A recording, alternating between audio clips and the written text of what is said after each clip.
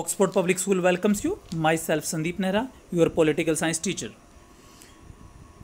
We are studying about chapter 10 challenges of nation building. यानी हमारा जो राष्ट्र निर्माण है उसके सामने चुनौतियां कौन कौन सी आती, कौन से चैलेंजेस आए थे, तो उनके बारे में तो हमने हमारी जो 12th क्लास की बुक्स है उसके 2 पार्ट्स हैं. फर्स्ट जो पार्ट है वो वर्ड से रिलेटेड है, यानी वो वर्ड पॉलिटिक्स के बारे में बताता है, कॉन्टेम्प्रेरी वर्ड पॉलिटिक्स के बारे में. और सेकंड पार्ट है वो इंडिया के बारे में बताता है, यानी इंडिया की पॉलिटिक्स कैसी है और 1947 के बाद इंडिया की पॉलिटिक्स में क्या क्या चेंजेस हुए, कौन सी पार्टीज़ बनी, इनके बारे में. तो सेकंड बुक का जो फर्स्ट चैप्टर है यानी हमारा 10th चैप्टर है वो है challenges of the nation building. तो व्हाट इज नेशन? सबसे पहले नेशन है क्या, यानी राष्ट्र शब्द क्या है. तो नेशन जो शब्द है वो क्या है, लैटिन लैंग्वेज की, क्योंकि ये ज़्यादातर जो वर्ड लिखने हैं जो ग्रीक भाषा और लैटिन भाषा से ही निकले हुए हैं मेनली. तो ये लैटिन लैंग्वेज के क्या है, नेटिव वर्ड से निकला है, जिसका मतलब होता है बर्थ और कास्ट, यानी जन्म या जाति. तो सीधा सा क्या है, वर्बली हम सोचें कि जो व्यक्ति बर्थ के रूप में या एक कास्ट के रूप में क्या है किसी एक कास्ट से बिलोंग करते हों तो वो क्या है, नेटिव कहलाता है. परंतु धीरे धीरे ये क्या सिचुएशन सक्सेस होने लगी. आज के अनेक कास्ट के लोग यहाँ पर रहते हैं, ये ज़रूरी नहीं है कि एक ही कास्ट के लोग एक कंट्री के अंदर पाए जाते हैं. तो अनेक कास्ट के लोग क्या है इसके अंदर शामिल होते हैं. तो अकॉर्डिंग टू कास्ट है बर्गेस, लिकोक, पेरियर, ये क्या है इसके फेवर में माने जाते हैं, जिन्होंने कहा था कि नेशन जो है कास्ट से रिलेटेड कहलाते हैं. तो हमारा जो टॉपिक है वो नेशन बिल्डिंग, यानी जो राष्ट्र है वो निर्माण कैसे होता है. तो नेशन बिल्डिंग का मतलब है कि लोगों के अंदर जो उसके सिटीजन है, किसी भी कंट्री के सिटीजन है, उनके अंदर नेशनल कॉन्शियसनेस हो, यानी राष्ट्रीय चेतना है, उसको प्रोग्रेसिव करे, उसको डेवलप करे. तो वो क्या कहलाती है, नेशनल बिल्डिंग कहलाती है. जैसे कि people transfer their loyalty to the largest central political system, यानी किसी भी एक केंद्रित राजनीतिक व्यवस्था को, यानी किसी भी एक सेंट्रल पावर को लोग अपनी क्या है लॉयल्टी या कमिटमेंट किसको कर देते हैं, ट्रांसफर कर देते हैं. तो वो क्या कहलाता है, नेशनल बिल्डिंग कहलाता है. तो नीचे पीडीएफ में मैंने क्या है आपको इसके मीनिंग और कुछ डेफिनेशन दिए हैं, तो वो डेफिनेशंस आप पढ़ सकते हो. तो इसका जो मीनिंग आपको लिखना है, national building refer to the process where as people transfer their commitment and loyalty from smaller tributes, villages or partition to the large central political system. तो ये आप इसकी क्या डेफिनेशन लिख सकते हो.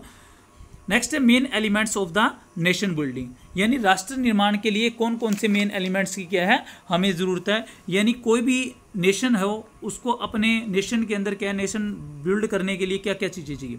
फर्स्टली का है independent expanse of the national community, यानी जो राष्ट्रीय समुदाय है, जो नेशनल कम्युनिटी है, उसका अस्तित्व स्वतंत्र होना चाहिए. जैसे कि 1947 से इंडिया पहले क्या था, वो एक कॉलोनिज्म था. तो उसको हम उस समय नेशन, वैसे तो एक नेशन होता है, उस समय वो एक कंट्री नहीं था, तो फिर भी क्या है उसको एक नेशन की उपाधि नहीं दी जा सकती. काफ़ी है, जैसे कि चर्चिल वगैरह जो उस समय क्या है ब्रिटेन के राष्ट्रपति थे, उन्होंने मना कर दिया था इंडिया को एक नेशन मानने के लिए. तो इस तरह से क्या है उस नेशनल कम्युनिटी का क्या होना जरूरी है, स्वतंत्र होना जरूरी है. नेक्स्ट है नेशनल फीलिंग, यानी राष्ट्र की भावना, उनके लोगों के अंदर क्या होनी चाहिए, नेशनल फीलिंग होनी चाहिए. यानी मान लो कि काफ़ी स्टेट्स कोलैक्ट होकर के क्या है एक नेशन को बनाया हो, लेकिन उनके अंदर नेशनल फीलिंग ही ना हो, आपस में वो हर रोज़ किसी तरह की कंट्रोवर्सी पैदा कर रहे हो या कोई दूसरे कंट्री के साथ मिलने का इच्छुक हो, तो इस तरह से अगर फीलिंग होगी तो वो नेशन नहीं कहला सकता, यानी उसके लिए भी ज़रूरी है. नेक्स्ट है establishment of the uniformity of diversity, विभिन्नता में एकता की स्थापना. कुछ कंट्रीज को छोड़ करके हम कह सकते हैं कि प्रत्येक कंट्री के अंदर डाइवर्सिटी मिलती है. इंडिया तो एक ऐसा कंट्री है जहाँ पर डाइवर्सिटी बहुत ज़्यादा है. तो उनमें भी क्या होनी चाहिए, उनमें भी यूनिटी होनी चाहिए, यानी एकता होनी चाहिए. अगर वो एकता नहीं होगी तो पूरा का पूरा कंट्री कभी भी एक नेशन नहीं बन सकता. तो वो क्या है, डाइवर्सिटी किसी के अकॉर्डिंग हो सकती है, लैंग्वेज के, कास्ट के, रिलीजियस के, किसी के भी अकॉर्डिंग हो, ये लेकिन उनके अंदर यूनिटी का होना काफ़ी ज़रूरी है. नेक्स्ट है लेगिटिमेट पब्लिक अथॉरिटी, उचित जनहित सत्ता. पब्लिक मतलब जनहित, अथॉरिटी सत्ता, यानी जो वहाँ पर सत्ता है, यानी जो अथॉरिटी है वो क्या होनी चाहिए, जनहित में होनी चाहिए, यानी अपनी मर्जी से. जैसे मोनार्की सिस्टम के अंदर क्या है, हर रोज़ नेशन की बाउंड्रीज बदलती रहती थी, आज एक बाउंड्री है कल को दूसरी बाउंड्री है. तो इसके अकॉर्डिंग क्या है, एक हम नहीं कह सकते कि नेशनल बिल्ड हो सकता है. तो इसलिए क्या है उचित जनहित सतह होनी चाहिए। तो ये काफ़ी कुछ एलिमेंट्स हैं जो क्या एक नेशन बिल्डिंग के लिए नेसेसरी माने जाते हैं, ज़रूरी माने जाते हैं। अब क्या है इंडिया के बारे में, इंडिया नेशन है या नहीं है, ये एक कंट्रोवर्सी का विषय भी था 1947 के पास। तो जब 1947 के अंदर क्या है इंडिया को फ्रीडम मिली, तो उसके बाद में काफ़ी कंट्रीज ने क्या मना कर दिया था कि इंडिया एक नेशन नहीं है। इसने काफ़ी स्टेट्स को ज़बरदस्ती या वैसे ही अपने अंदर क्या है इसको फेडरलिज्म के तहत मिला लिया गया है। तो कुछ चीज़ें आई थी, लेकिन इंडिया को नेशन, जिसमें उस समय इंग्लैंड के जो प्रधानमंत्री थे चर्चिल थे, उन्होंने भी मानने से मना कर दिया था कि इंडिया क्या है एक नेशन नहीं है। But India is a nation, India को क्या नेशन कहा जा सकता है या इंडिया एक नेशन है। तो उसके कुछ रीजंस दिए गए। यूनिटी इन डाइवर्सिटी, इंडिया के अंदर क्या काफ़ी विभिन्नता है, लैंग्वेज के अकॉर्डिंग, रिलीजन के अकॉर्डिंग। तो उन डाइवर्सिटी के साथ में यूनिटी भी इंडिया के अंदर काफ़ी है। आज भी क्या है पिछले 70 ईयर्स से हम क्या एक सक्सेसफुल डेमोक्रेटिक सिस्टम को अपना रहे हैं, वो इसी का के कारण है कि हम डाइवर्सिटी के साथ साथ में यूनिटी है। आज भी किसी भी सिचुएशन में इंडिया के अंदर यूनिटी, नेशनल यूनिटी पैदा होती है। नेक्स्ट है सोवरिन स्टेट, यानी संप्रभु राज्य। संप्रभु या सोवरिन स्टेट वो होते हैं जो किसी दूसरे कंट्री के प्रेशर के अंदर क्या है अपनी फॉरेन पॉलिसीज नहीं बनाते। तो इंडिया भी इस तरह का कोई काम नहीं करता कि वो किसी दूसरे कंट्री के प्रेशर में अपनी फॉरेन पॉलिसी अपनाए।